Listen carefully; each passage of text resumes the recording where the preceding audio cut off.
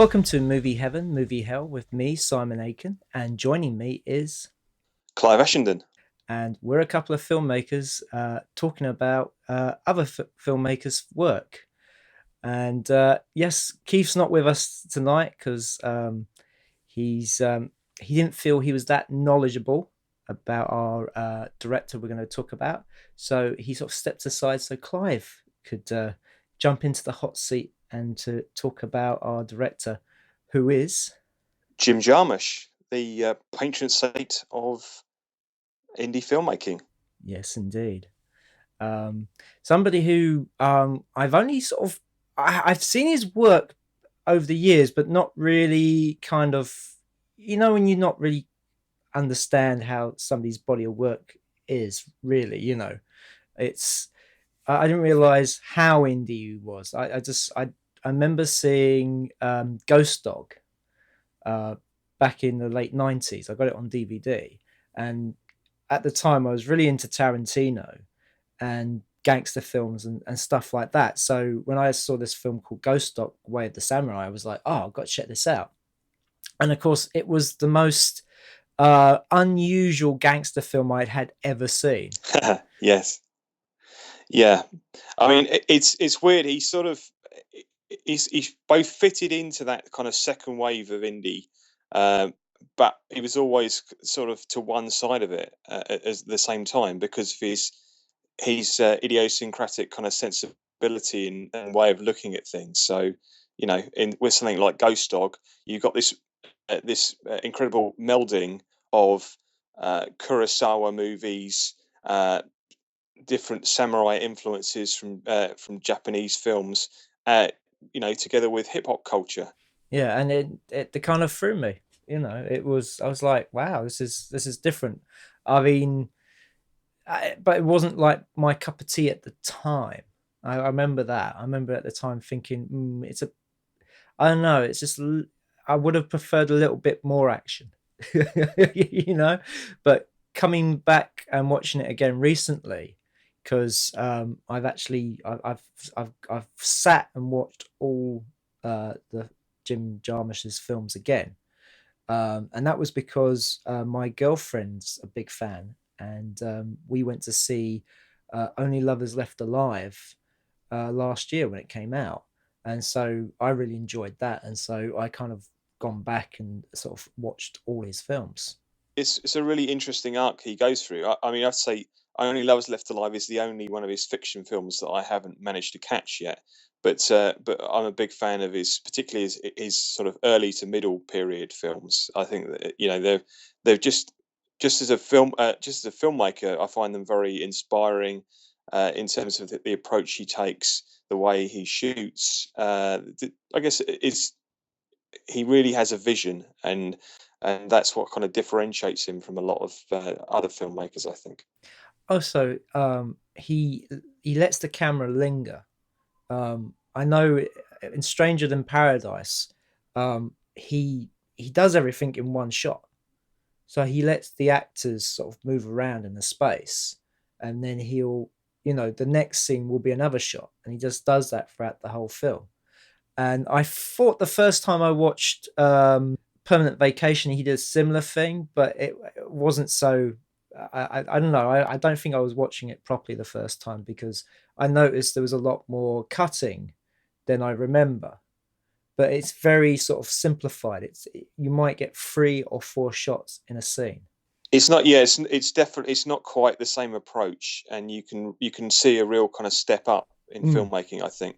yeah. And I mean, and what we say you say it's all done in one shot, and obviously it is, but there's a lot of variation within that. You've got sort of master shots which are static, and then you've also got kind of you've got tracking shots following people as they walk along, and at the same time you've got thing you know pans that so it moves around. It just he lets everything play out in one shot, and it, there's a lot of that in terms of sort of trusting the actors. Now, that doesn't always work, and we'll talk about one instance Mm. where the one instance in particular where it doesn't work, I think, as we're going on here. But when you have really charismatic leads, when you have really interesting uh, actors and, well, sometimes non-actors acting for the first time, but who have who are kind of naturally photogenic and just pop on screen, then that's great. That's what you want. You don't want the filmmaker getting in the way. And he certainly doesn't. I mean, just putting my director's hat on for a second, the one thing I discovered from doing a story in one shot was that you didn't have to then worry about coverage, so that you could go into a scene and you could explore it a lot more than if you're trying to sort of, keep a performance the same, so that from one camera angle to another, that you can cut between it. So I just remember how freeing that was. You could go in there and you could really explore the scene and try different things, because at the end of the day, you're only going to use one of those takes. So you can try different things that normally you wouldn't have the time or the inclination to do, because you're trying to think, well, I want the what we do in the master to be the same as in the close up or the medium shot, or and so it's very freeing for a performance.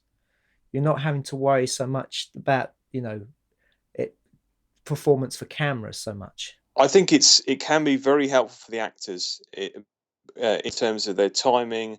That, they're not worrying. Okay, am I in the shot here, or am I just sort of giving a performance so the other person can react? And more importantly, perhaps you're not kind of grinding people into the ground by having them do the same thing over and over again from different angles. And until whatever original vivacity they had is sort of just gone.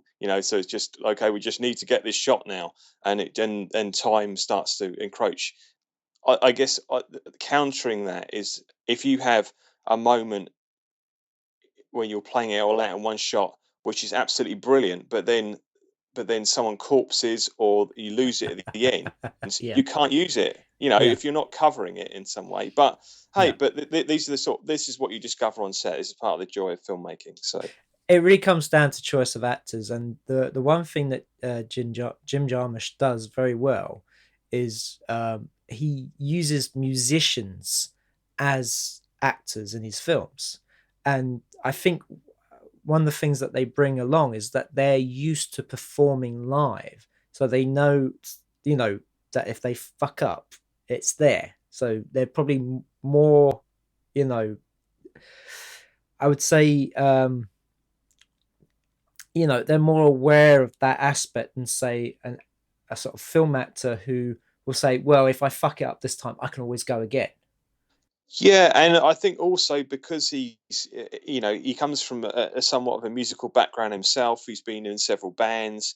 He's been involved in composing music for his films at different points, or if not himself, he's really collaborating very closely with the people who are doing the scores for his films, or who are composing songs for his films.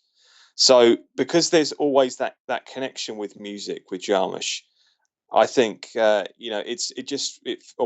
feels a natural thing that you would have these rock and pop stars just turning up in his films, and they don't feel like they're sticking out like a sore thumb. They feel No. naturally part of his world, because it's almost part of the way he sort of tends to see things. This kind of rock and roll outsider, I guess, point of view.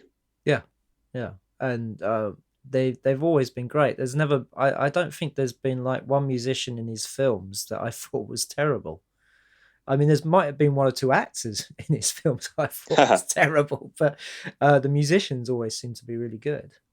Yeah, I would agree with that. I think he cast them well in terms of picking the right role for them. I think which helps, and I think you could absolutely say that he discovered Tom Waits as an actor, because after Tom Waits appears in Down by Law, he then goes on and does loads of stuff.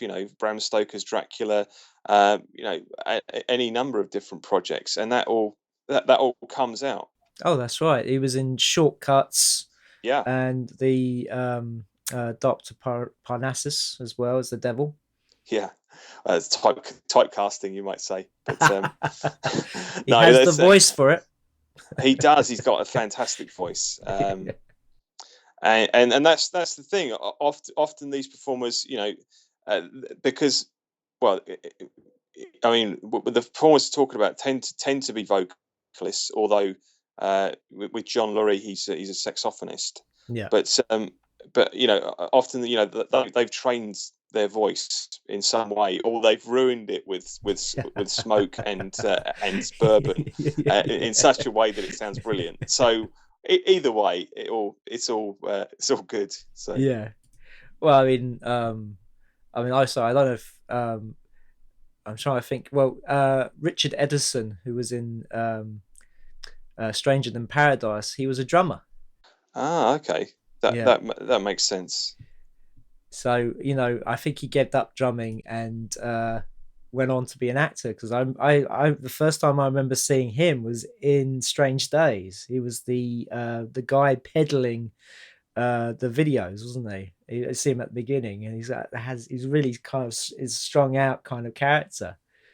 When you see him in Stranger Than Paradise, he's slightly like that. I think it's He's one of these kind of guys who you see and you go, oh, it's that guy, yeah, because he's become one of those character actors. yeah, But so much so that I think of him that way. I don't think of him as a musician turned actor. So that's interesting. that's right. I think he was a drummer from Sonic Youth. Ah, okay. Yes. I mean, that that US sort of punk scene, indie scene, I guess that was something that Jarmusch was sort of tangentially sort of plugged into, especially in his New York years. Mm, He was absolutely sort of passionate about music, and I think there was one time before he goes to New York University and spends 4 years, you know, uh, on the film course. That there was one point I think where he basically just tries to be a professional musician and just sort of falls into filmmaking in a way, because he'd always taken photographs. So this sort of yeah, it's this sort of just always sort of seeing yourself as an artist and then kind of it just sort of coming out that way. So, but I think there's a certain amount to be said for people who are musicians who go into film and the way that they think about editing, the way they think about directing. I think Mike Figgis is another person I would sort of point out as someone who started out in music and has all and has talked quite eloquently about how he views music, how he views the sort of music in film and the sort of and the rhythms of editing as being a sort of like a natural kind of mesh, really, the two things, because it's all the same thing. You're watching a scene and it creates a rhythm in your head and music. So I think there are other directors who are kind of more visually orientated, yeah. but him and Jarmusch, I'd you do get that feeling that their films have a particular rhythm. Well, I do understand that because a little known fact about me was I was a musician before I started making films. I was a guitarist and then I was a bass player, but not in a professional manner. It was always sort of more of I was in a band for a very short time with some friends, and then um, we sort of disbanded. And I tried to be a session player, but I bumped into some really seedy characters, and after that, I just didn't want to know because it was just it left a bad taste in my mouth. But I mean, I still play the guitar.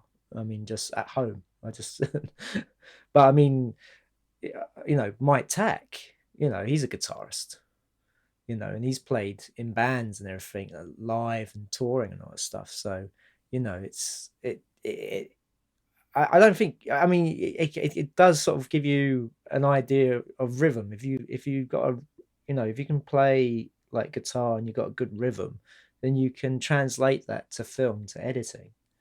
Yeah, and obviously there are plenty of filmmakers who've scored their own movies. John Carpenter, for Yeah. instance. A very prominent example. And but I guess bringing it back to Jarmusch, I think I think that whole musicality of his films, the fact that he casts a lot of musicians in prominent roles, but also just that kind of that role of the kind of bohemian rock and roll outsider figure he really kind of identifies with. It just runs through all his work. Yeah. Well, I mean, his films, especially his early ones, are early cases of hipsters. Yeah, that's one of those things where it doesn't really serve him, because the hipster community, I think, it makes almost makes some of his films look a little bit arch and Mm, studied, which they're yeah. not. And you kind of have to get underneath that surface, because if you look at a still for some of his early films, then you just go, oh, look, there's a couple of hipsters. Yeah. And it's not his fault that certain uh, people have taken up sort of the look of the kind of wearing hats and having Yeah. certain kinds of facial hair and stuff. That's not his fault. It's not his fault because I mean he was doing that stuff in the 80s.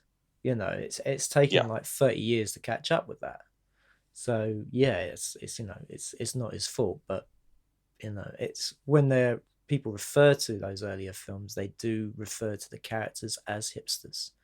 I mean, I just read it now on IMDb. Stranger Than Paradise, a self-styled New York hipster is paid a surprise visit by his younger cousin. It's in the description.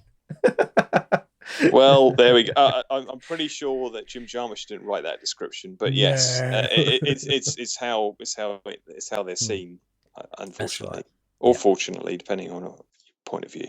Yes. Right. So let's get on to our picks for movie heaven. So, Clive, what is your pick? My pick for movie heaven is the wonderful Down by Law. I scream, you scream, we all scream for ice cream. Absolutely, yes. Starring the inimitable Roberto Benigni as, Yeah. hey, Roberto, and then the sort of the duo of John Lurie and Tom Waits. These two linked outsider figures. John Lurie playing the pimp Jack, and Tom Waits playing the almost identically named DJ Zach. Mm. Um, and it's an interesting tale, because on one level you could kind of just read the synopsis and think, okay, well, this is this sort of crime film, but actually it's not really at all. No, it's No, not at all, it's is it? not. I mean, it's an interesting one. This is the first Jarmusch film I ever saw. Oh, okay. Yeah, and I discovered this through Movie Drome. Oh, okay. For anyone who's not familiar, I think you guys might have mentioned this on the podcast before, but Movie Drome was a series that ran on BBC Two in the UK, and the filmmaker Alex Cox, who made Repo Man, Walker, a number of other cult films, Sid and Nancy, uh, would would basically act as host and would introduce two cult films each night, and sort of talk about the filmmakers, the stars, and aspects of the production he thought was interesting.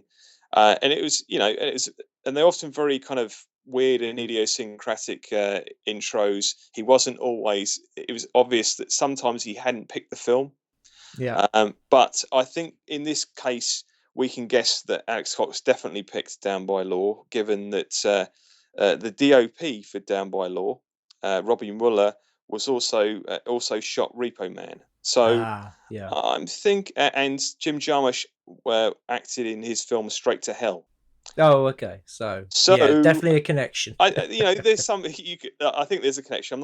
I'm not 100% sure on the dates of when he picked Down by Law as a movie drone choice, but Well, it probably would have been late 80s. okay. But so I saw this film completely cold, knowing nothing about it, knowing nothing about Jim Jarmusch's work, and was absolutely charmed by it. I mean, it's for we've already mentioned his name once, Robbie Mueller, but this is a beautiful film to look at. Just the way it's shot. It's shot in it's shot black and white on film. And Robbie Mueller was Wim Wenders' DOP of choice. Worked with him for years. Did films like Alice in the Cities, The American Friend, and then he moved over to the US and shot things like we already mentioned Repo Man, but he shot things like To Live and Die in LA.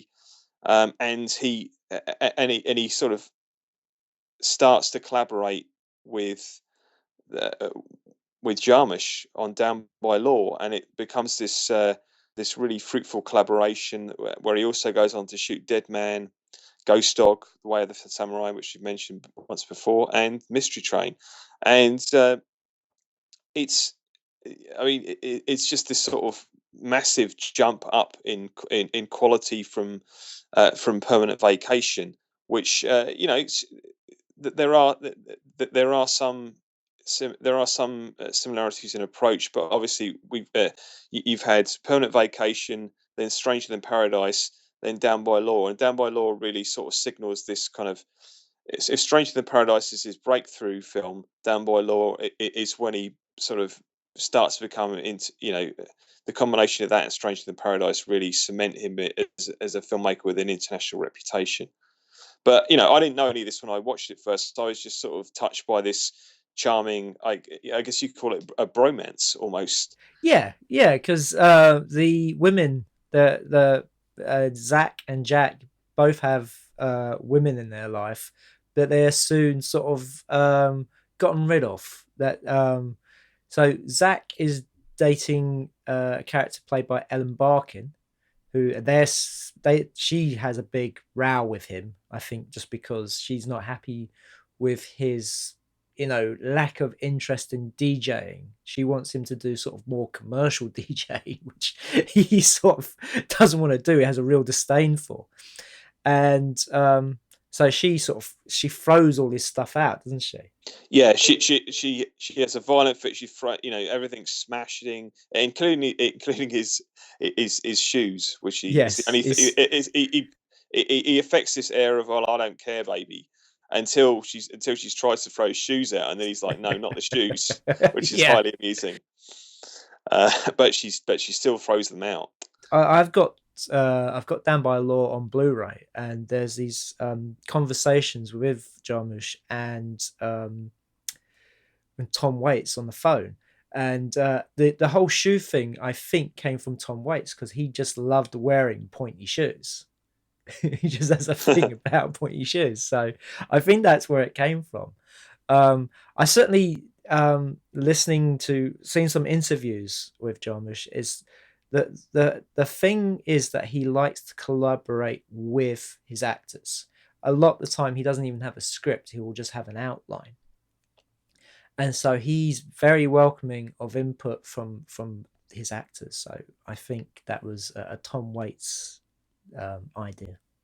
Okay, that's interesting, and it's very obvious watching it that Roberto Benigni had a lot of input into his character. So, Mm, yeah, and I think you can see that. I mean, so as you say, we start off with these basically two couples whose relationship sort of breaking down with with the with the pimp Jack, played by John Lurie.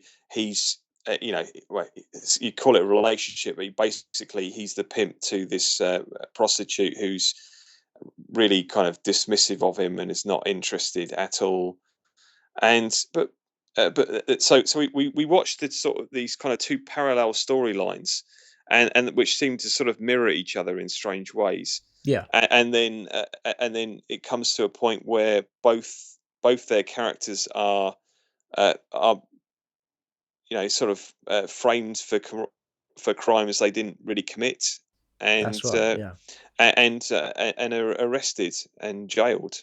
That's right. They've been kind of like either they've been tipped off or they're a sting because there's the whole thing with the pimp gets done for well, there's a young girl in bed and he's been told she's like fresh meat in a sense, that she's untouched, that she's somebody who's looking for protection for a pimp. Yeah, she's new in town. She's 19 years old, Old, yeah, but not not, really. and the police are waiting for him. Yeah, so that they've both been set up. Yeah, But there's also a sense that they sort of walk into these things because they're sort of just a bit disconnected from the life that they found themselves living. So they're just sort of sleepwalking into the trap in a way. the only character who actually did commit his crime was Roberto, because he was charged with manslaughter because he was in a card game, wasn't he? And the guy accused him of cheating. They pulled guns on him, and he shot one of them, didn't he? He actually killed one of them. So he actually did commit the crime. Did he shoot one? I thought that it was Yeah, he that. does. He says, "I shot back. You shoot at me, I shoot back at you." Okay, but Yeah, it was like a really unlucky shot in the yeah, in the, yeah, what he did just sort of yeah. I mean, flukily killed the guy, and he didn't yeah, plan to. because we are introduced to Roberto's character early on when Tom Waits' character Zach is drunk and he's just hanging out at the back of a bar, and Roberto comes along and he's like broken English and asks him something, and you know Tom Waits doesn't want to know.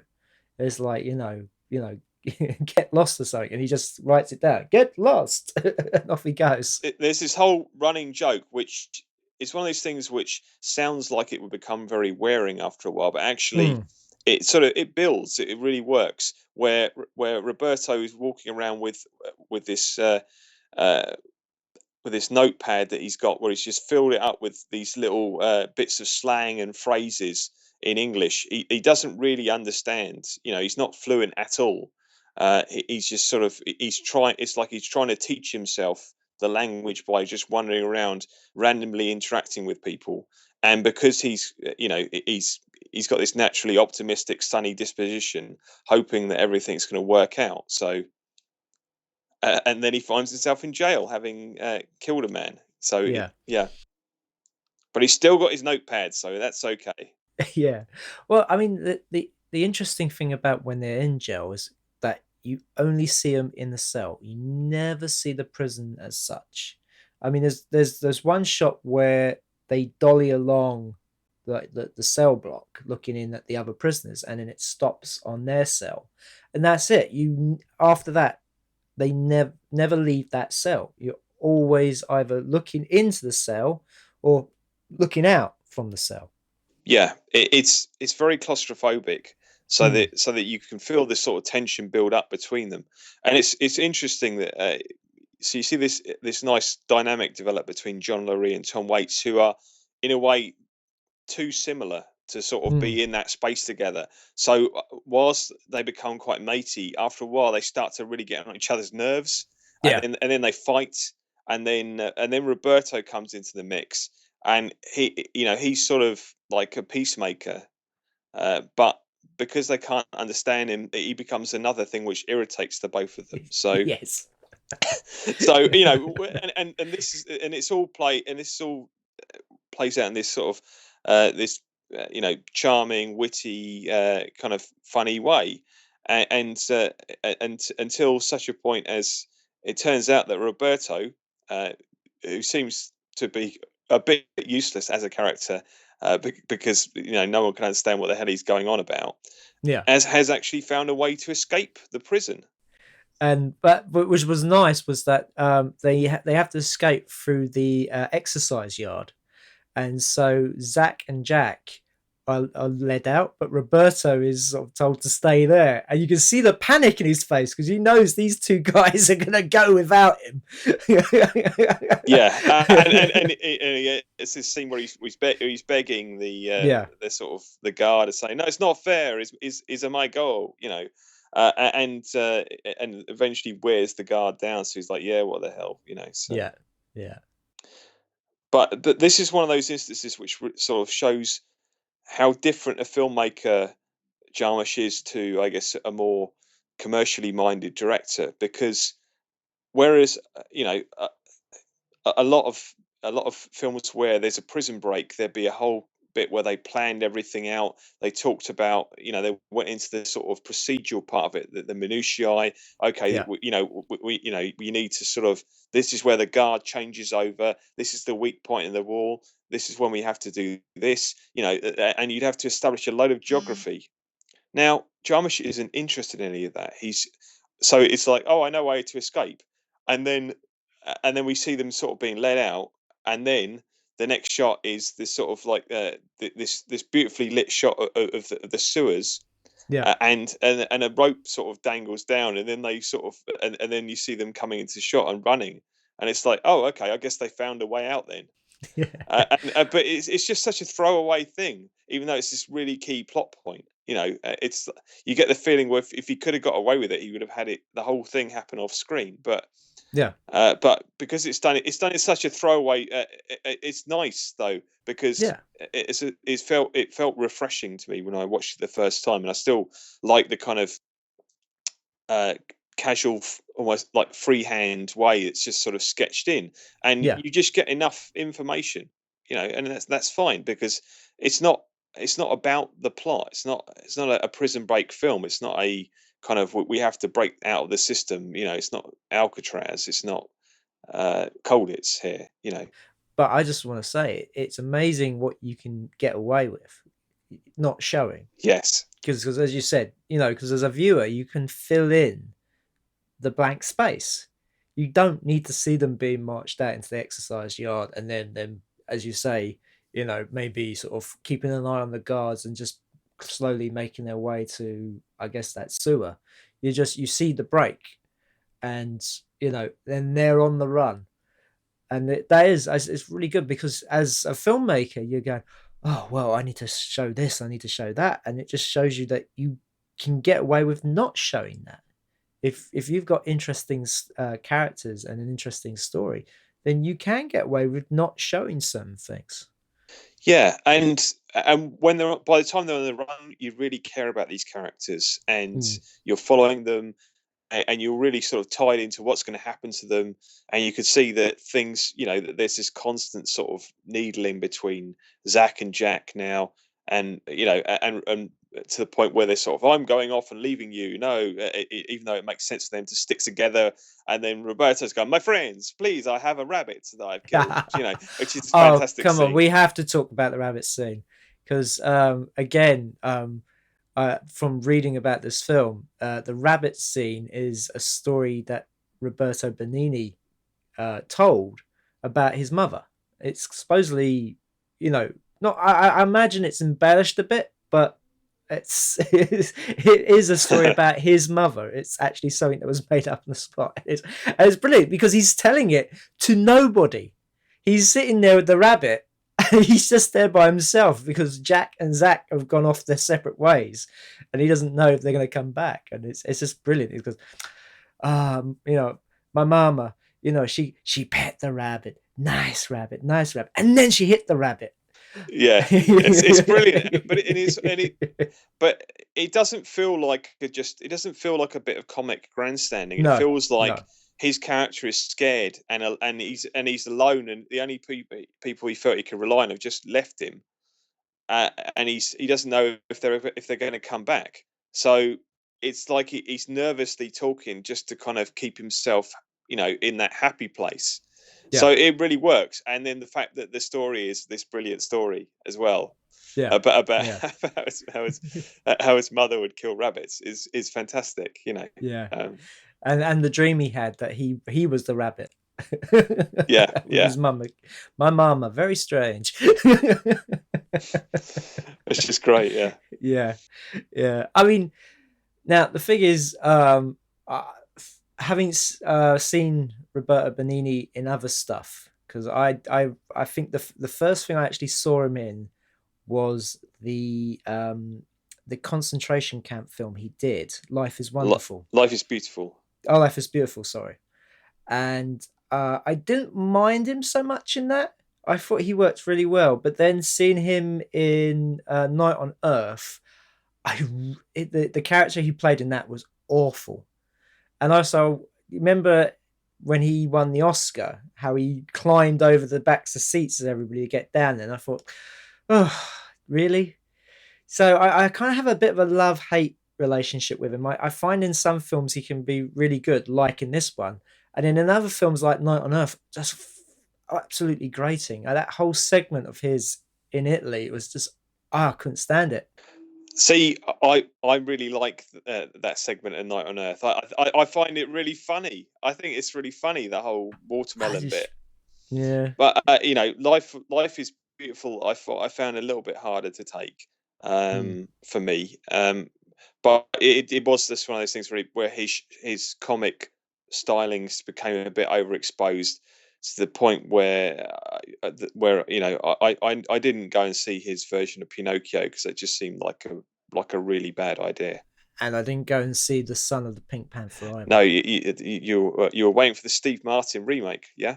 Can't get enough of Steve Martin ruining those old TV shows and films for you. Bilko. Oh, Who directed the Pink Panther, the remake? Can we, yeah, obviously, candidate for movie heaven, movie hell. No, oh God, I can't remember. Who was it? I don't know. I don't know if maybe that might just be all movie hell though. I'm pretty sure that Blake Edwards wasn't involved in that one, but No, no, no. I think was Blake Edwards dead by then? ooh, possibly. Um, With the Pink Panther remake, I think he mm, might have had a hand in the Son of the Pink Panther. I think he had a son. I think he had a son in the hand of it. Yeah. Hey, taking it and flip it Hey. around. Yeah, the other way around. Yes. Uh, but yeah, coming back to Down by Law, Yeah. do we should we spoil the ending? I mean, how spoilery do we want to be with this talk about Down by Law? I mean, let's just, I mean, or should we just say that it ends that after seeming to be about all about the pursuit and them as fugitives, it really takes this surprising and delightful turn. I would say it's because I'll say this: they find a restaurant and they send Roberto in, don't they? Saying, "Oh, the cops might be in there," and they're kind of chuckling to themselves, thinking, "Oh my god, he fell for it." And of course, they're waiting outside for ages, all cold and everything. They're like, "What's going on?" And then, of course, um, Roberto, you know, meets another Italian, and things change from there. But the Italian is played by Nicoletta Braschi, who I don't think she uses her married name because she's married to Roberto Benigni. And I Ah, believe okay, I believe this is the film they met on as well, because she played the wife in Life is Beautiful. that's where I'd seen it before. Okay, that makes sense. Yeah, yeah, and she's also in Mystery Train. She's in the section called Ghost. I would need to refresh my memory as to which section that was in particular, but Oh, yeah, I okay. mean, but I Yeah, guess we should maybe just close on Down by Law yeah, by just saying that it's almost like the perfect distillation of like early Jarmusch of his style kind of coming to fruition. Really, it's like this is from this point from Strange in the Paradise. I love as well, yeah, but Down by Law is just one of those films which is just it seems like every beat of it is absolutely right, yeah, and it's just such a sort of charmingly sort of sweet story, which is funny and goes in unexpected places. So yeah, I would absolutely recommend it. me too. I saw it at the BFI last year and really loved it. So yeah, right on to my pick now. And for my pick for movie heaven, it's Dead Man with Johnny Depp. I caught up with all the Jim Jarmusch films, and I really loved this one. I really loved Dead Man, and it's I had heard about it back in the 90s when it came out because and it was picked up by Miramax and released. And I remember hearing about this sort of arty black and white western, and at the time I thought, nah, not for me. But going back and now watching it, I thought, wow, I really missed out because it's such a great film. You know, it's for somebody who says they're not a big fan of westerns, he's made a really good western. The story starts off with Johnny Depp traveling on the train, and the thing that happens is that as it goes along, you can see civilization slipping away. So you know, the landscape gets a lot more sparse. He sees like what's left of like Indian teepees. The people on the train get rougher. And they're more like fur trappers as they go along. And then you get Crispin Glover sit down in front of him with blackface. Well, no, Oh no, no, I know it's not actually it's not blackface. blackface. It's soot. It's soot. It's soot from the fire, but Yeah. he is sitting there with blackface on. You know, it's one of these things where it's like, wow, how the hell did he get away with that?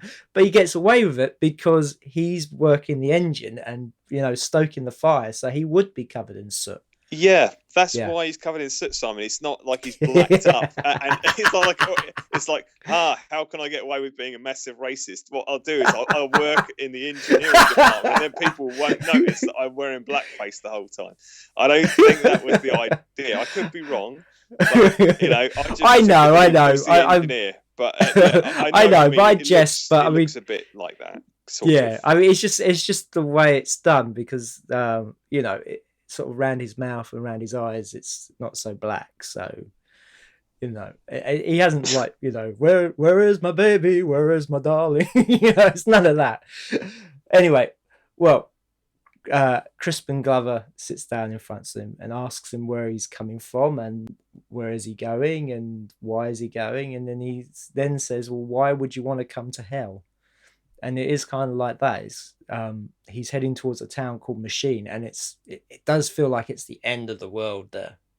I mean, as he's walking along, I mean, he sees a guy in an alleyway getting a blowjob off a woman, and he just shoves a gun in his direction, and it's just like it's one of these places, if you don't watch out, you as a civilized person, you are going to get shot. Yeah, it's really grimy and gritty and rough, and you feel like it's the sort of the town from Eraserhead, like back in the Yeah, Wild West days.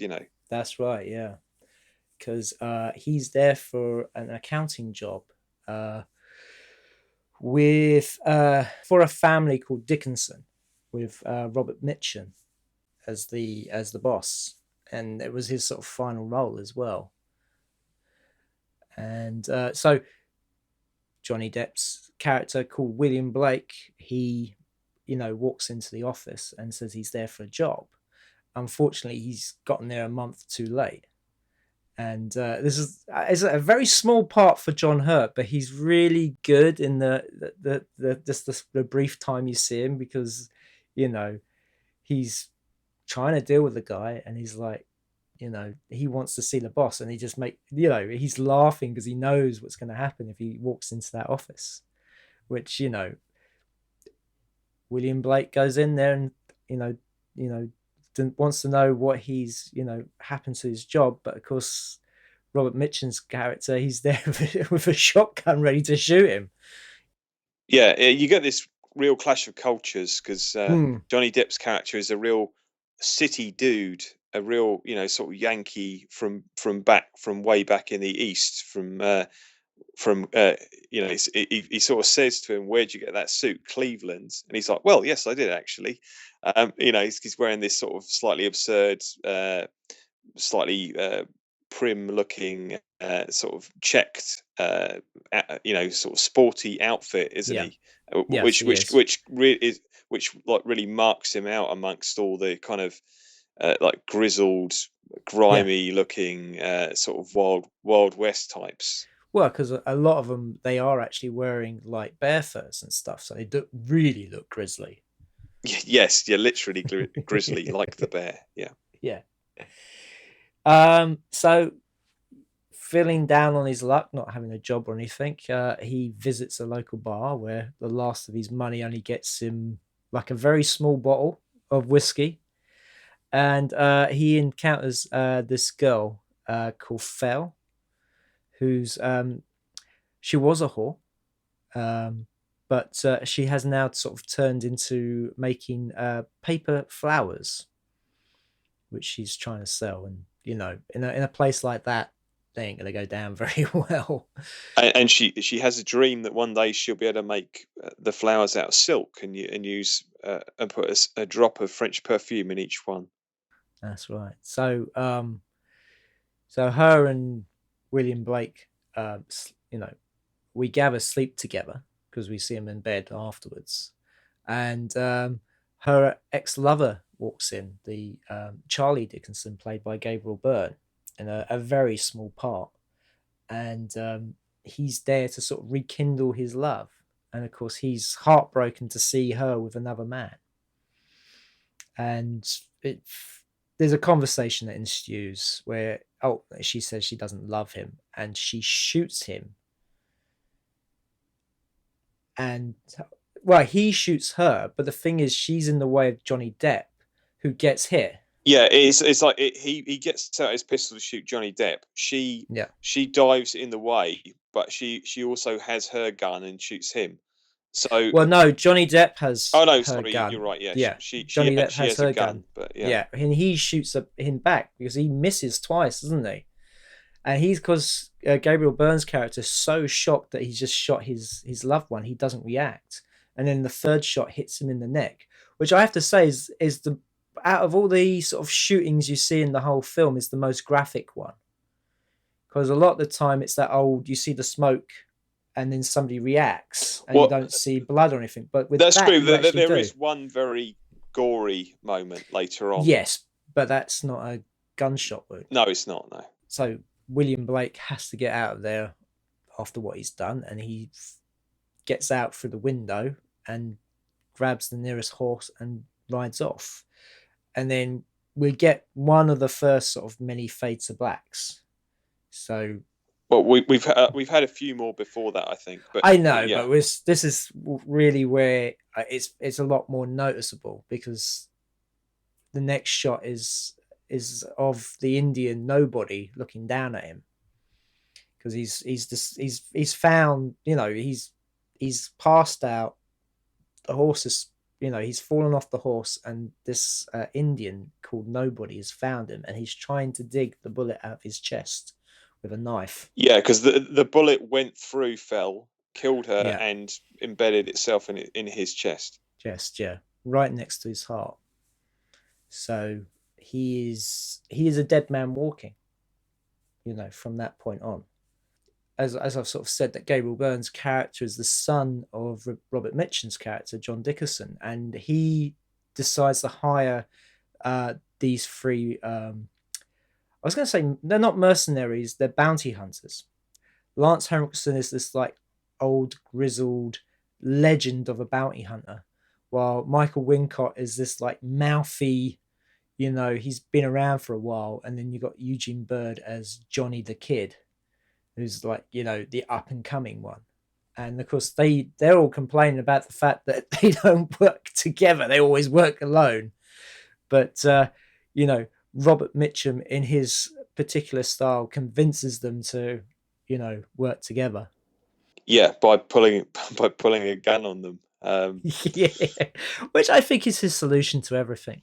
Yeah, Robert Mitchum is fantastic in this movie. It must be Yeah, said. I mean, obviously a legend from many westerns, back in the day, that's it. and a face from classic Hollywood. But he really sort of he really adds something to the piece just by being there, and almost he doesn't even have to open his mouth. Just the way he you see him opposite Johnny Depp's character, and Yeah, you know the story.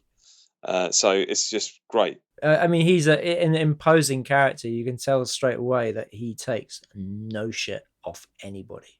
He, it feels like he's built that town up from the ground upwards, and it's his place. It's so no little upstart from Cleveland's going to tell him anything.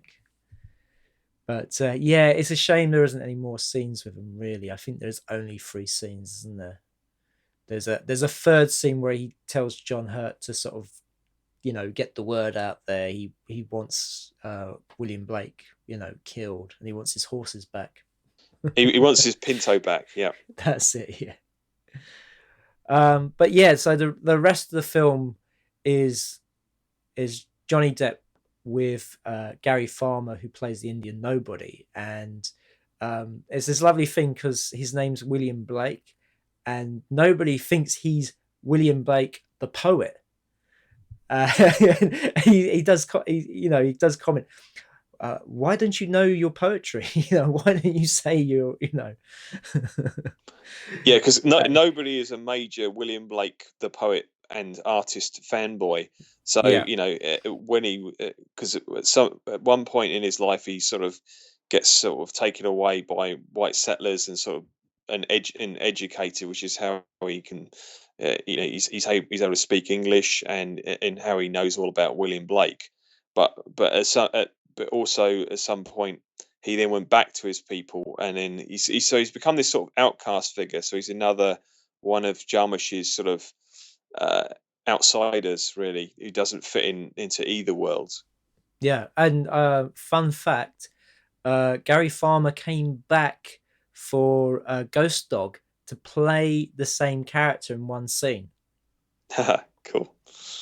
He's I don't know if you remember it, but um, they're looking for Ghost Dog, and the only thing they know is that he's got pigeon loft. And so two of the gangsters turn up at this pigeon loft that's run by nobody and actually shoots a pigeon. That was quite nasty. I thought, bloody hell. I hope that wasn't a real pigeon. you know. But yeah, that was quite fun to see that he, came back and just for I imagine it was just like an afternoon or something, came and filmed that little cameo. Well, he does like to bring people back and use them in sort of small roles sometimes. I mean, obviously John Hurt has gone back, has worked with him, a Yes, number of times since Dead Man. that's right. Yes. Um, yes. So you have the three bounty hunters following the trail, but this is a lovely thing. I think I caught this up more the second time. Is that Lance Henriksen actually picks them off one by one? Yes. The last time you see Michael Wincott's character is they're off riding around a corner in the distance, and he's just sort of, did I tell you about where I'm from? I bet you're German, maybe Austrian. It just fades to black, and it fades back up, and you just see Lance Henriksen chewing on his on the bones, isn't it? He's munching on what's left of his hand. I was just like, oh, I didn't catch that last time. He's like, Michael Wincott just disappeared. What happens? But I think that is one of the things you have to pay attention to sort of Jarmusch films, because things like that can slip you by very quickly, because anybody else you would have seen Michael Wincott get killed and then probably served up for dinner. Well, often some story beats, and this is true of not just of Dead Man, but of a lot of his films, which could be important story beats. He'll play as comedy. There'll be little Yeah. moments of deadpan comedy. Uh, if it's funnier to sort of hear a gunshot off screen and then Yeah. cut to Lance Henriksen picking bits of the guy out of his teeth as he's gnawing on a hand, then he will Yeah. do that. So Yeah. yeah. Yeah. But I mean, I think I particularly liked sort of some of the violence in this film. I especially like the scene where you've got these two marshals who look identical. They're both bald headed. They've both sort of got tan lines from where their hats are, and they discover sort of William Blake's camp, and they're arguing over is that the Pinto? Well, you read the Telegraph, didn't you? Yeah, no, I'm sure. I don't think there was a description of it. And of course, William Blake turns up, and I think at this point he's kind of like half starved, because he does say to him, "Oh, have you heard my poetry?" And of course, he shoots one of the guys who as he dies, he pulls the trigger on his rifle and shoots the other guy. I thought that was really well done. Yeah, and the way when they fall down, one of them is sort of falls into the Yes. extinguished fire, Yeah. and it looks like he's got a kind of like sun or halo around him, and then the other That's one right. is sort of is off to one side. So it echoes this poem about some people living in the light and some living in the darkness. So Well, yeah, I mean, and that also leads to when Lance Henriksen and Michael Wincott, who's still alive at this point, discover the two bodies. Lance Henriksen does sort of say how he looks like a religious painting, doesn't he? yeah, it looks like a religious icon, and then he does something about that. Yeah, that was the sort of the gross bit. Yeah. Yeah, even made Michael Wincott sort of turn his nose away, didn't they? Yeah, it's one of those moments that sort of sticks out because he's not that sort of filmmaker to dwell on that kind of thing. So you're like, Yeah, oh, okay, oh, that's really horrible. But yeah, and as I say, because because a lot of I mean, there's a lot more shootings that go on, but it's that old style of you see the puff of smoke and then somebody falls over. You don't see gallons of blood. but you see sort of blood spurts, but everyone's because everyone's wearing like big furs and stuff. You're not going to get like it's Not so much. I mean, the bit when William Blake and nobody get to this tent where you got the preacher played Alfred by, Molina. yes, thank you very much. He's there and he's been selling blankets, isn't he? That's got collar and all that kind of nasty stuff. Smallpox, yeah, or those sort of as part of the colonialization, destruction of the native peoples. Yeah, Yeah, I mean, he believes he's doing God's work, and when nobody walks into the tent, he's like, I don't deal with heathens, and he gets all uppity. But there's a shootout that happens. He shoots Alfred Molino, and I don't, I think you see like a bullet hole, and then he just sort of falls down. oh yeah, that's true. Yeah, Yeah, but I mean, the thing is, when he shoots the guy who walks into the tent, you don't really see something. You just see a puff of smoke, and the guy falls down, and then I believe he shoots him again to put him out of his misery, and it's just you don't see anything. It's just like a puff of smoke, and yeah. I mean, I think you got to look at how each moment and what Jarmusch is playing it as. So there's some moments where if he's playing it as humor, then you don't want lots. He's not looking for lots of gore, or if he's looking for it to just be like the guys all coming in all guns blazing, and then you just one shot and Blake takes him out. Then it works better as a beat if he just sort of bang fall yeah, down.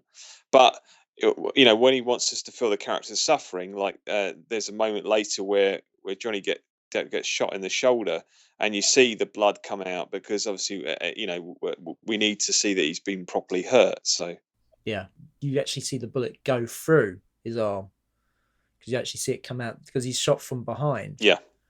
And for some reason, for the first time I watched it, as I say, I missed the bit with Lance Henriksen chewing on his hand. I might have just sort of turned away for a second. I don't know how I Wow, missed I it. don't It's know how you ridiculous. missed that either. I don't know, but I did. But so I thought the guy who shot him from behind was actually Michael Wincott's character.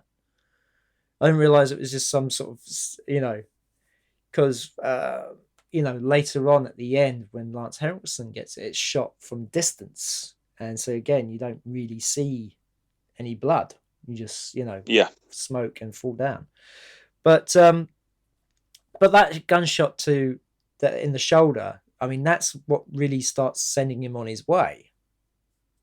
Because I think the bullet by his heart, you know, I think was slowly killing him, but this other gunshot was speeding it up because all the blood loss. yeah, They take him to like an Indian reserve by the sea, and that's when they build him a sort of a boat to take him on his final journey out to the sea, and it's very poetic where you see him floating off, being taken out to sea, and taken to where the spirits come from, as nobody says it. yeah.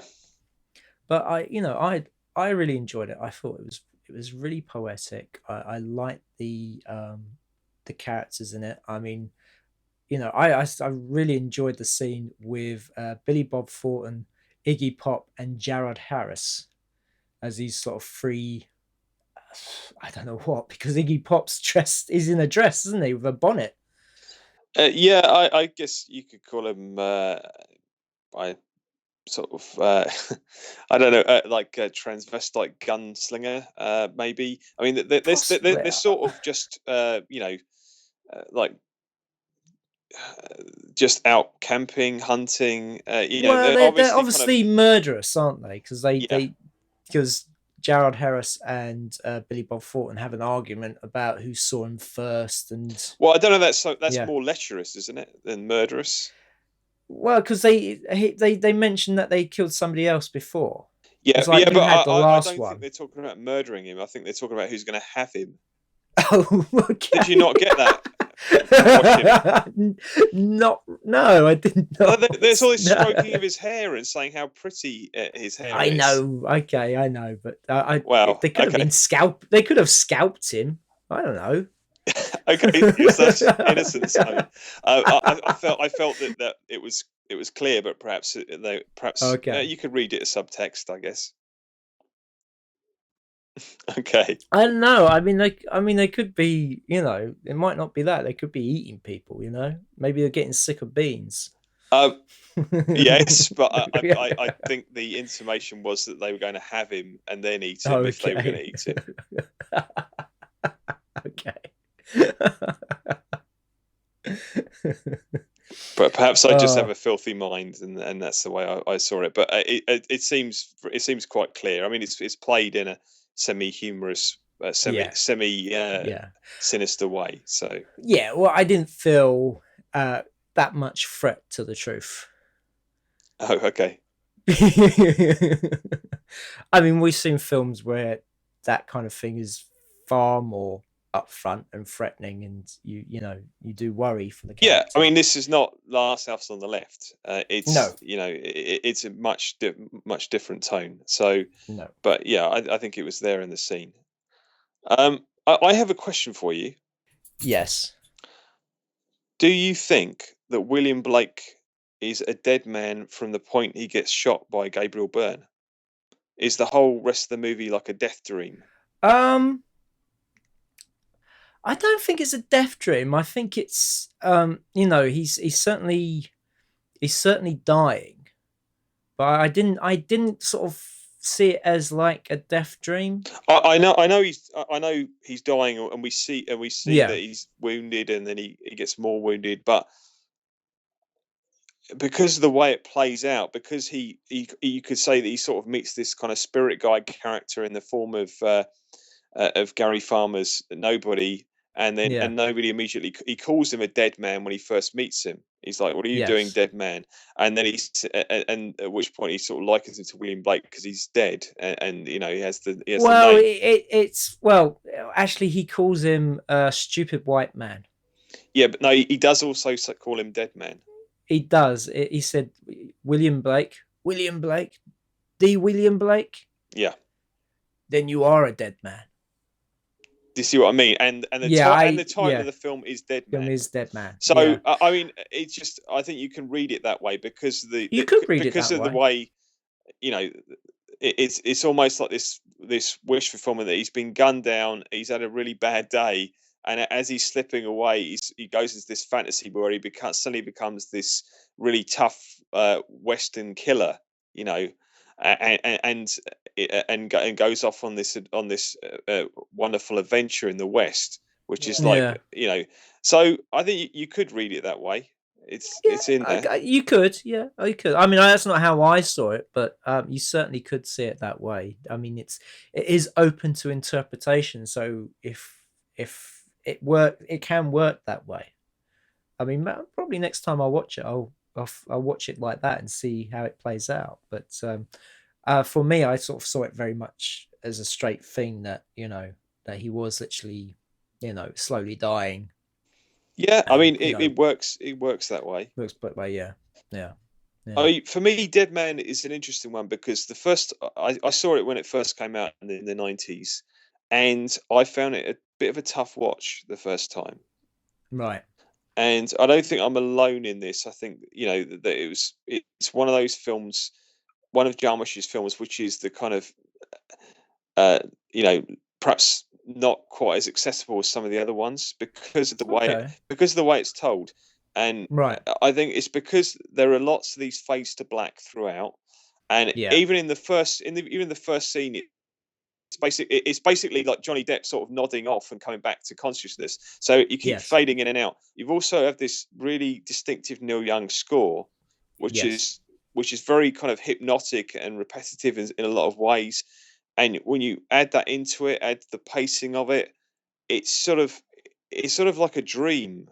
And I just I found that it's fine. It's weird because I've rewatched it subsequently, and I really love it.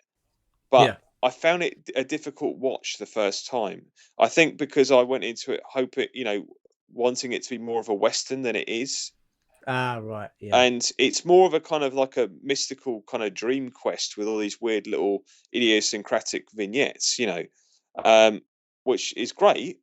But if you go in wanting it to be more like A I don't conventional know, Western. Yeah. then it's going to be a bit frustrating because you're going to be like, well, when do they get to the bit where the bounty hunters catch up with Blake and there's a big shootout, which would be the Western way to do it, wouldn't it? Oh, I'm just thinking, it reminds me a lot of is that Eastwood film. The one where he goes into the town Oh, and it's sort of High Plains Drifter. that's it, yeah. It reminds me quite a bit of that. How it's sort of the unconventional manner of it. Yeah, I can see that bit. I mean, obviously, it's looks very different, but Yes. yeah, Oh yeah. Well, that's it because it's shot in black and white, so it's very you really the black and white works really well because it does make you take you back in time a bit, and it takes all the color out of it. So I guess that also helps towards the sort of it being like a death dream. And yeah. I mean, and it's it's a beautifully shot film. It's just yes. because it has this meditative pace, though. You can't watch it when you're sort of a little bit sleepy because No, it no. will sort of it will make you drift off, and that's not a reflection on the film. It's just the pacing of it. But yeah, I mean, again, cinematography by Robbie Mueller, and it's beautifully shot. It is, yeah. I mean, yeah, and I don't know. I think is it probably his biggest budgeted film because I mean the train and all the costumes in that town can't have been cheap. It's difficult to say, really. I mean, he's made films with high with stars subsequently, and Yeah, but whether those I could imagine that they would, like Tom Cruise did for Magnolia, take do it for the bare minimum just so that they could work with Jarmusch. Because he didn't really start working with big stars until Dead Man, really.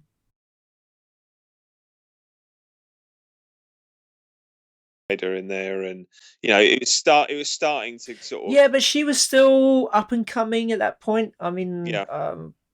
she wasn't the big star at that point, and you know, Jarmusch is certainly a director that a lot of actors held up in high regard, and somebody that they would be prepared to work with them for less money than they would normally do it for, like take Tom Hiddleston.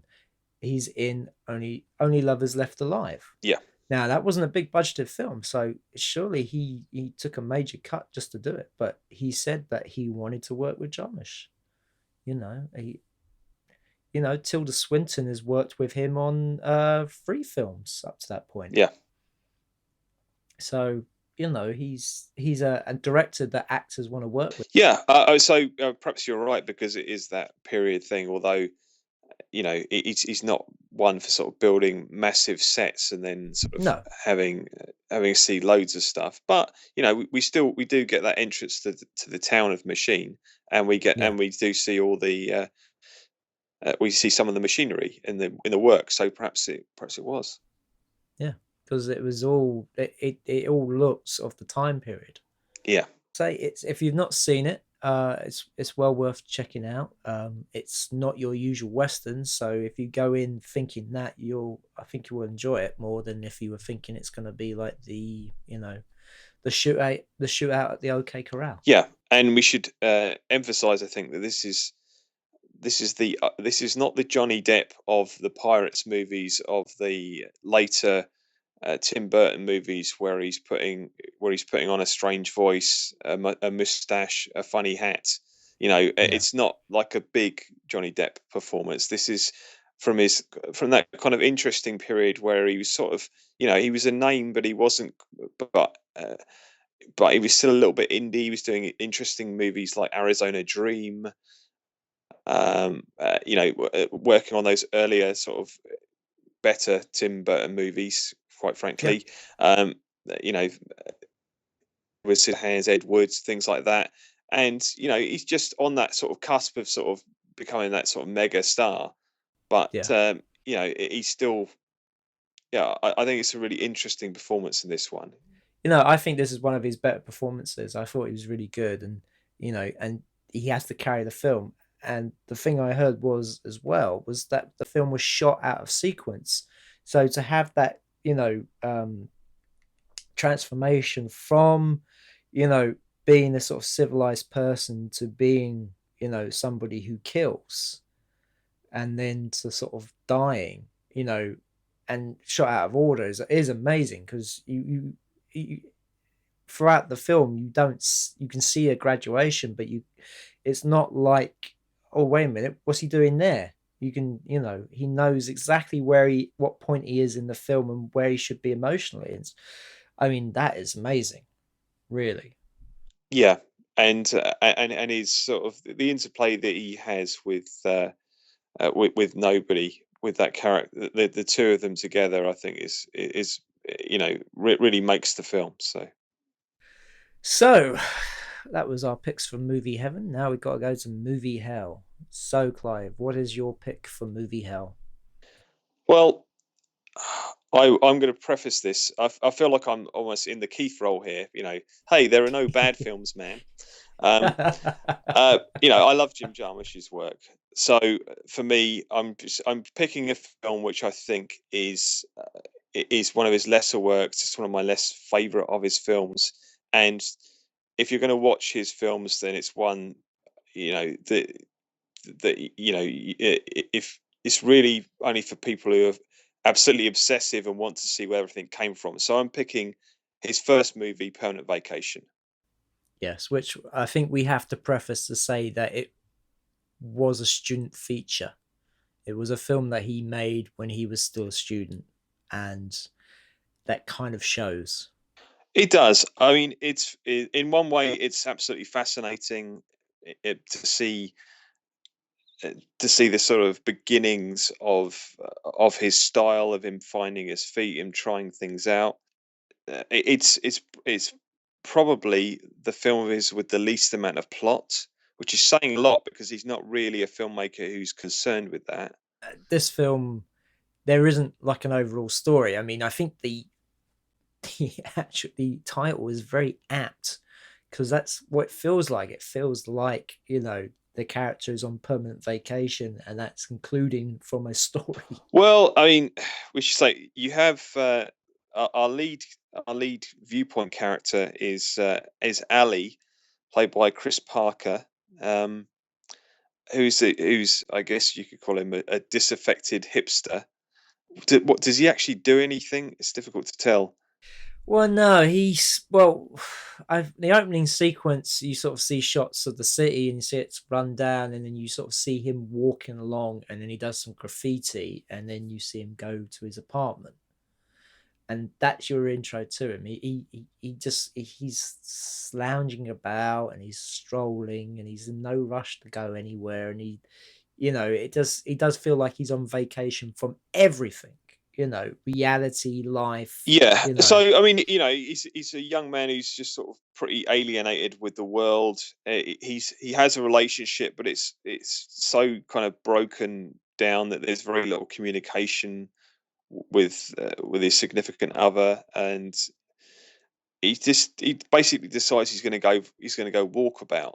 Um, but which in this case means a sort of a tour of the kind of lesser known parts of the It's New York. yeah, It is New of New York. York City, but it's kind of in New York. Yeah. I mean, the interesting part is this is in New York you don't see really. Yeah. Perhaps this and it's New York which probably doesn't exist anymore. So it's the kind of it's the sort of the broken, rundown parts of it. You know, you know, if kind of motorcycle gangs from sort of Italian Mad Max knockoffs sort of rode through, then you wouldn't be surprised because it has that Yeah. feel of it. Everything's covered, everything's sort of cracked and sort of decaying, and there is graffiti everywhere. Um, so then it becomes this kind of episodic thing, almost like a prototype for sort of something like Slacker, where we're going Yeah. through and meeting these sort of little vignettes. We're getting these different characters, um, most of whom are these sort of who are sort of fellow outsiders. He goes and sees his mum in hospital, who's not very well. Yeah, this character he goes through and he meets these people. He doesn't really communicate with anyone, with any of them, Yeah. and often you get a series of kind of monologues from them. I mean, where that works, I think I will say, I think if there's one reason to see this movie, it's for the Doppler effect story.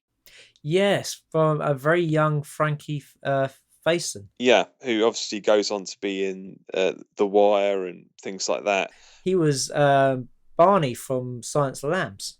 Right. Yeah. So I mean, very very recognisable Yeah. character actor, brilliant stuff. And but one of the reasons that the Doppler effect story stands out is because Frankie Faison is one of the best actors in this film.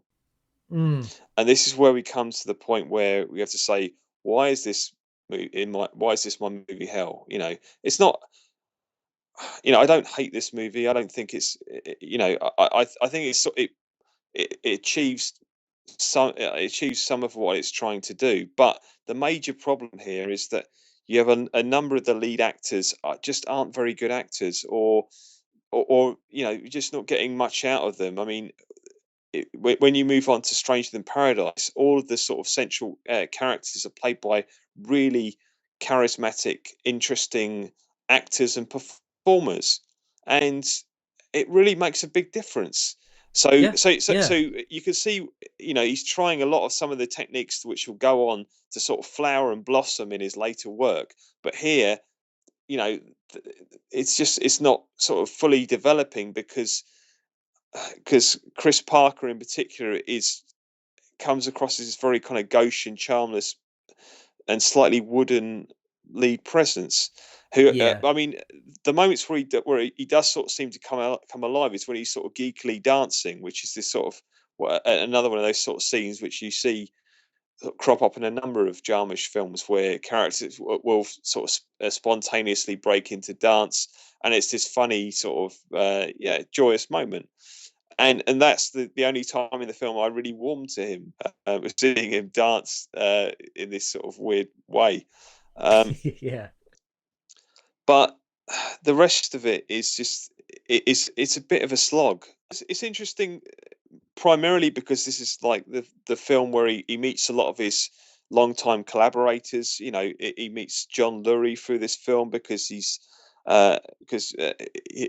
scores the film with John Lurie, and John Lurie has a cameo as a saxophone player in the film, and he only has one line of dialogue, and you sort of just wish that John Lurie would just sort of club the guy over the head with his saxophone and take over as our viewpoint character. But I mean, that's just sort of having watched Strange Than Paradise and Down by Law Yeah. and so on, and Yeah. just loving his work.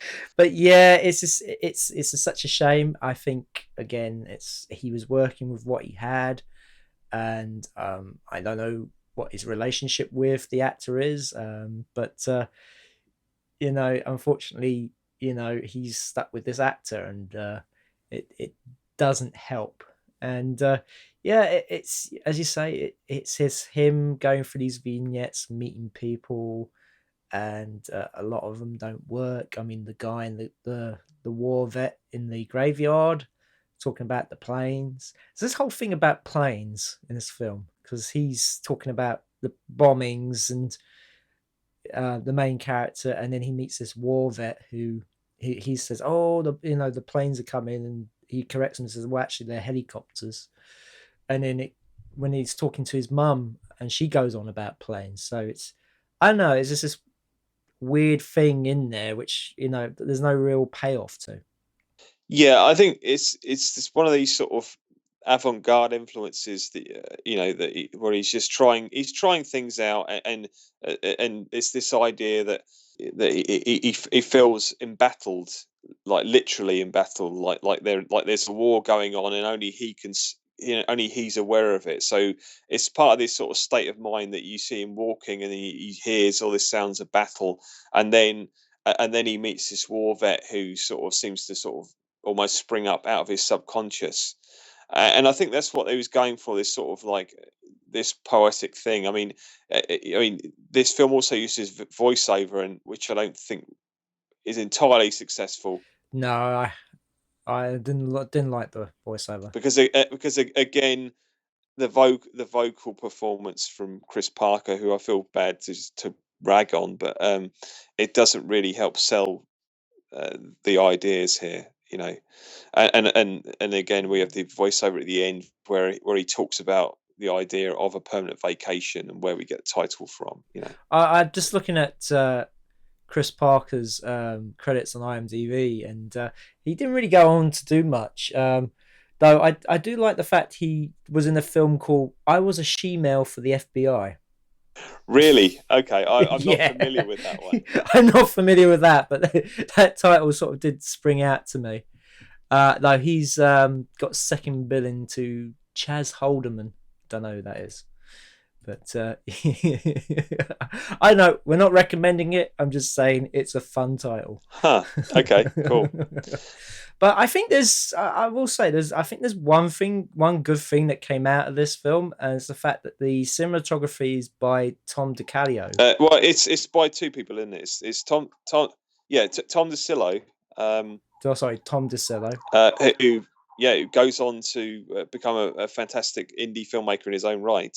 But why I say that is because I believe that his film Living in Oblivion, which is about making low budget films, part of it was this experience of making this film. Okay, that's interesting. I mean, it seems like a lot of it is very strongly modelled on his debut film Johnny Suede, in particular the Brad Pitt character from Johnny Suede. Yes. Yeah. But yeah, I'm sure that Permanent Vacation would have played into that as Yeah. well. So that's Yeah. interesting.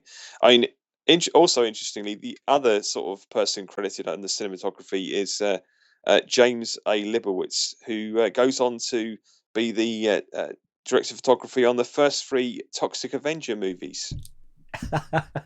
So so Oh, so okay. very different kind of independent filmmaking there. Yeah. Oh, so he's camera operated a lot of films as well, including Maniac Cop 2 and the original Buffy the Vampire Slayer. Well, there you go. There you go. Yeah. I mean, I think before we move on from Permanent Vacation, and I Yes. advise people to do that as well.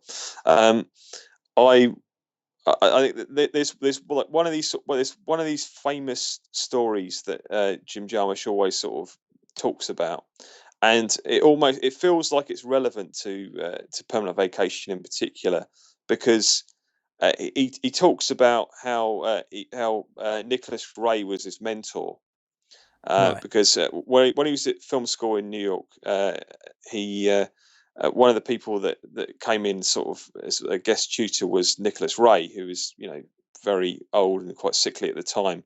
But out of all his students, he picks Jarmusch to be his assistant on the film Lightning Over Water, which is the collaboration with Wim Wenders. Um, Right. but Jarmusch would tell this story about how he brought his first ever script to Ray to look at and see what he thought, to his mentor. And Ray read it and he criticised it for its lack of action. So Jarmusch went away, thought about this, and he responded by reworking the script so that even less happened, and then handed it back to him. And apparently it was when Ray saw this, that he liked the sort of like the guy was so like independent and just and true to his vision. So even though he completely disagreed with him, that was apparently the thing that sort of sparked his interest in this young kid. So, but I do wonder, like having watched Permanent Vacation, whether that was the script, because I think so. I think almost, so. Yeah. like as we say, not that much happens in it. So Yeah, well, it's either that or it's Stranger Than Paradise, because you could say the same about Stranger Than Paradise. well, That I you think know, more happens to Stranger in Paradise, and yeah, I know, but but it's very sort of low key. It's apart from a bit at the end where the girl gets some money by mistake. It's all just sort of it starts off with him in his apartment and she's sitting there and she's quite bored, and then she goes back to I don't know. I think that's the sort of minutiae of the scenes, but the actual kind of big, it's like his cousin suddenly arrives and sort of impacts on his life. So that's a big story yeah, point, and there, yeah. there's movement in it, and I think Stranger Than Paradise is a fantastic movie. It might have been the script, I as you yeah, say. you can see how one leads into the other. I mean, Yes, yeah. yeah. Let's just leave it at that, perhaps. Yes, we don't know. We're only speculating. But yes, let's move on to my movie Hell, and I have picked The Limits of Control. Now, this is a film I had to find, search out. I remember it came out, it's not that long ago, really. Let's try and find when it came out. I should do this before I do these. Okay, it came out in 2009. Um, and I do remember at the time when it came out, not sort of being that interested in it. And I would say I think my sort of initial instinct was correct, because it's a film where not much happens. Yes. You know, it is really not much happens at all.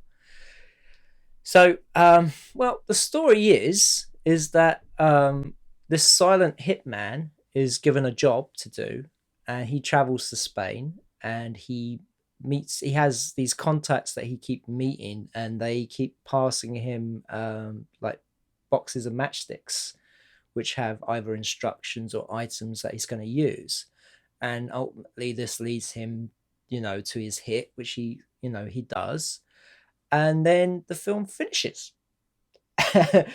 But it's 90 minutes of that, of not much happening. It's a very it, how can I put it? I mean, it's one of these films that just really takes its time, and not much happens. And because the character doesn't say much, it's the other characters who do all the talking. It's kind of, it's not that interesting. It's kind of like an exercise in something. But the thing is, when when you have a character who doesn't speak, then their actions take on, they become louder than words. So for a character who's, very impassive and doesn't do much, it does make you feel impassive and kind of bored. I think, yeah. I mean, the limits of control is a pretty tough watch. I mean, and it's just for mainly the what you've talked about there. I think the thing is, it's interesting to kind of look at in terms of it's almost doing a similar thing that Dead Man did. Uh, in terms of it's taking a particular genre like the hitman spy genre, because there's a lot of sort of spy type stuff in this in terms of meeting up with people and having code words, and Yeah. there's this whole business of exchanging of matchboxes, which have got in. There's a line of dialogue that every character says when they meet him, and it's, "Oh, you don't speak Spanish." It becomes a kind of a running joke, and I Yeah. guess you could sort of almost say that, perhaps it's some sort of reference to Down by Law in a way. The sort of the character, sort of what sort of isolated in this in this strange place where he doesn't speak the language. But I don't know. But the protagonist is so enigmatic that you don't know whether he can't actually speak Spanish, whether he's just lying about it. It's almost sort of takes a similar approach that Dead Man did to the Western, and he does it to the sort of crime film, where you have this character who sort of goes through and meets these different people in vignettes, but you don't have that warm relationship at the centre. He's very much on his own. Um, and although there are a couple of characters that reoccur, like Tilda Swinton's, but generally it's like, he arranges a meeting, he has a meeting, they monologue at him, he says a couple of words, and then we move on to the next thing. That's it. And he has his two espressos. He always has two espressos. Yeah, Which again is kind of like, I think, his only kind of vice that he actually has, because everything else, he's offered sex and he doesn't take it. I mean, there's a character in it called the Nude Woman, and she is nude a lot, yeah. and he's uninterested really. Well, he says that he doesn't do that while, while he's working, you know. Hmm. But he also never sleeps. We just see him lying down with his eyes open, and then we see the sort Yeah, of sun come up, and then it's like he just rests. So he's almost characterized as being sort of superhuman. Um, and he's a very striking guy, Isaac de Bancola, and sort of he yeah, really kind of holds the camera, but it makes it quite a chilly film, I think, because there's no real kind of feeling that you can kind of emotionally engage with his character because he's such a mystery. Um, so you're left with these sort of different interactions with colorful characters. But I mean, yeah, from a positive point of view, I think the cinematography of this film is absolutely beautiful. And it's really absolutely obsessed with color. This film, there's this whole motif of the color red sort of winding its way through. If it reminds me of anything, I mean, I've read pieces where they've sort of said that it's very influenced by Antonioni, and I can see that to a degree. But I think, but the thing it really reminds me of is of cinema de look, that whole uh, that whole movement of Jean-Jacques Beigneux and Luc Besson, and that those sort of really hyper stylized French films that came out in the 80s and sort of early 90s, where you'd have a whole scenes which are sort of art directed to within an inch of their life, where everything is just the same blue as the cigarette packet that the guy's holding, and it feels, it's interesting because it feels a very controlled film, hmm. and especially and in the way it's shot, it's so kind of beautifully done. Do you know who shot it? It's Christopher Doyle, Okay. who shot Hero, House of Flying Daggers, and of course, In the Mood for Love. Yeah, well, that makes sense. I mean, it's visually, I think it's fantastic, and it's interesting that the only sort of time where the camera work becomes jittery and out of control is in the scene with Bill Murray. Yes.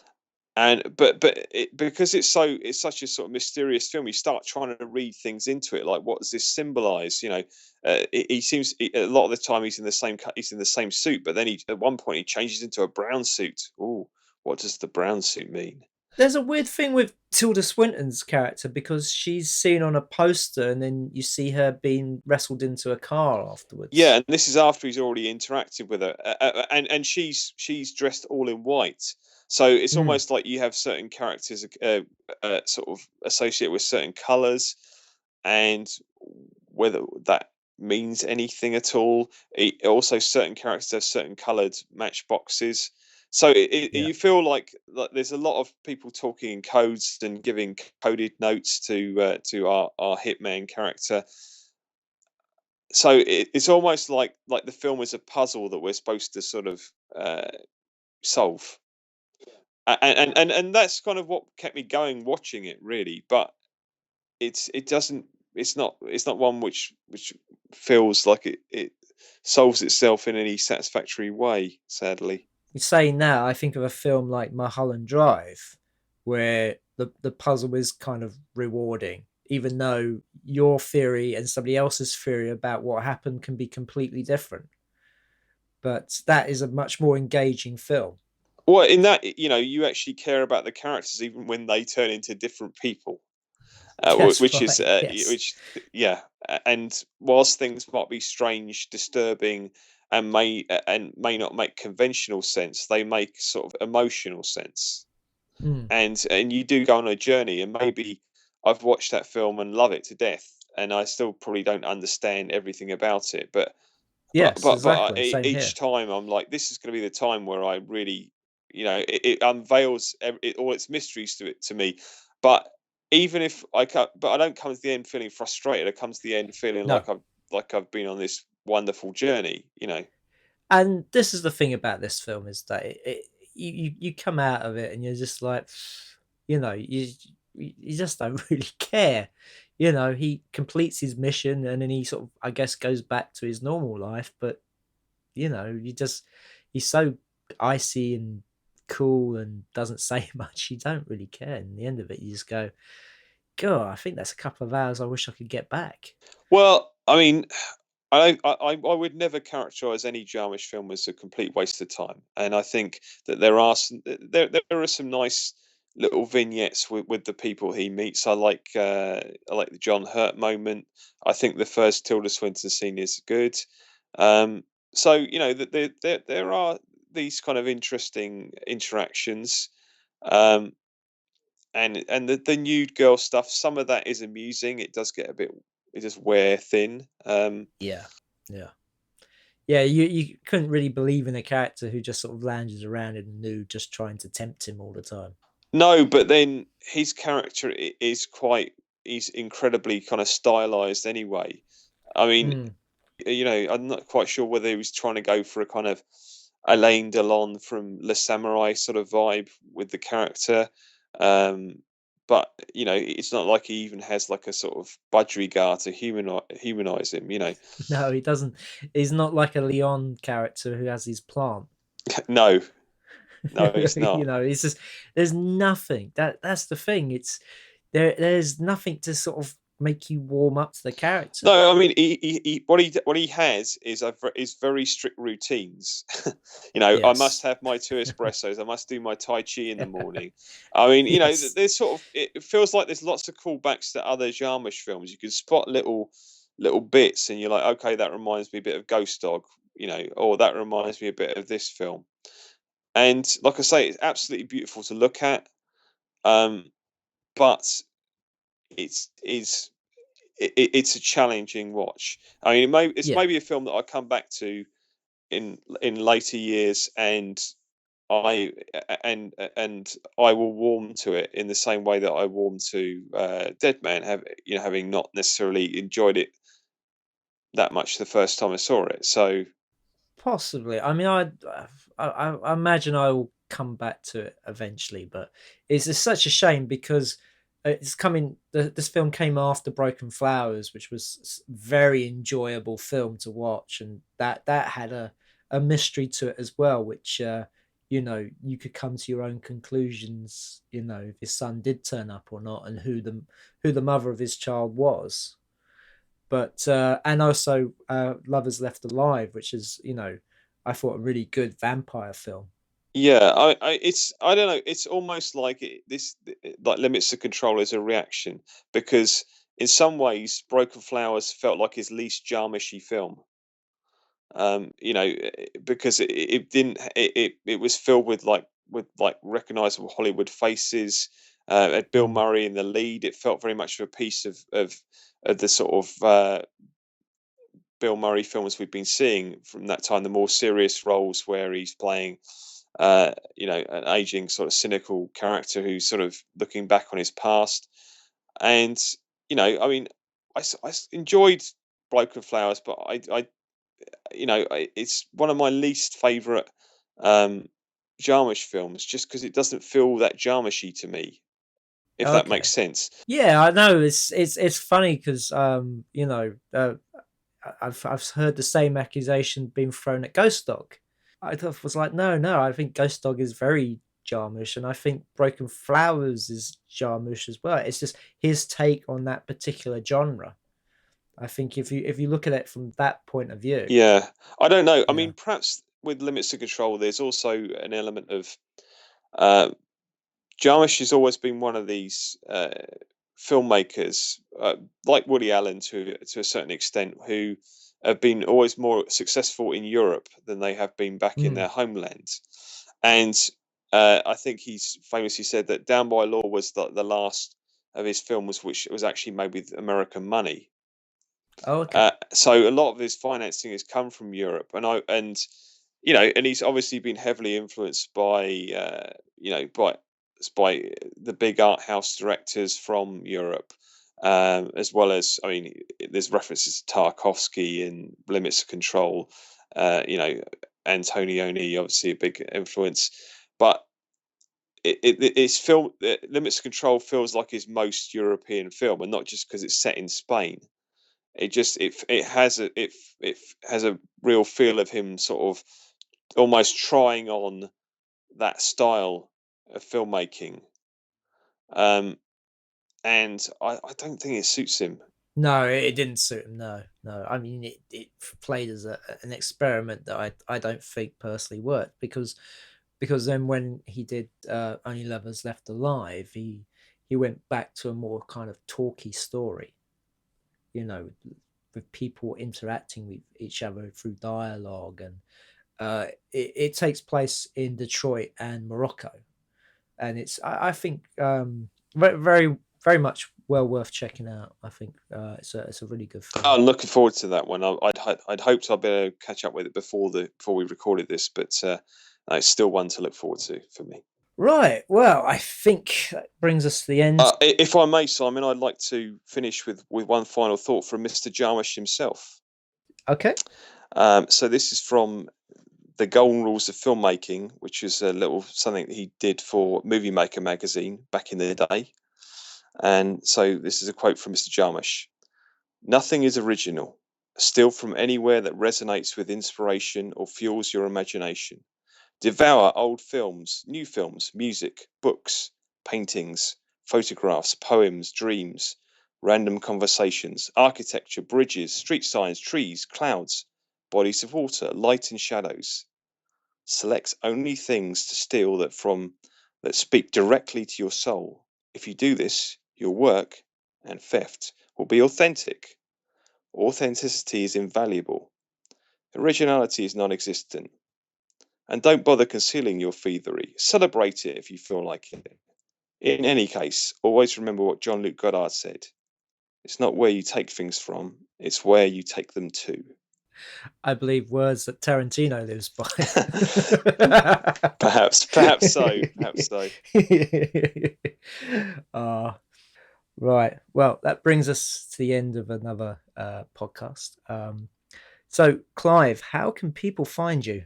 Well, if you're still curious to listen to me talk some more, you can hear me do that on the A to Z of SFF podcast, which is a podcast I do with Rob Wickings, where we talk about science fiction and fantasy cinema, television, and books. And you can find us at the A to Z of SFF.com. And if you're curious to look at some of my work as a filmmaker, if you search under my name, Clive Ashenden, on Vimeo, you'll find my page. And you can always find my work, as always, at the independentrunnings.com website. Also, please follow us on Facebook at Movie Heaven, Movie Hell. We have a Twitter page at Movie Heaven Hell. And we're now on Mixtape as well. So you have another way of listening to us. And aren't you also on YouTube, Simon? We are on YouTube as well. Fantastic. Just search Independent Runnings or Movie Heaven, Movie Hell, and I'm sure you'll be able to listen to this podcast again. Well, thank you very much for having me on as a guest. I really enjoyed talking about the wonderful Jim Jarmusch and his films. And it's a pleasure to have you, and I'm sure we'll have you back on again. Fingers crossed. All right. Well, thank you for listening. Thank you.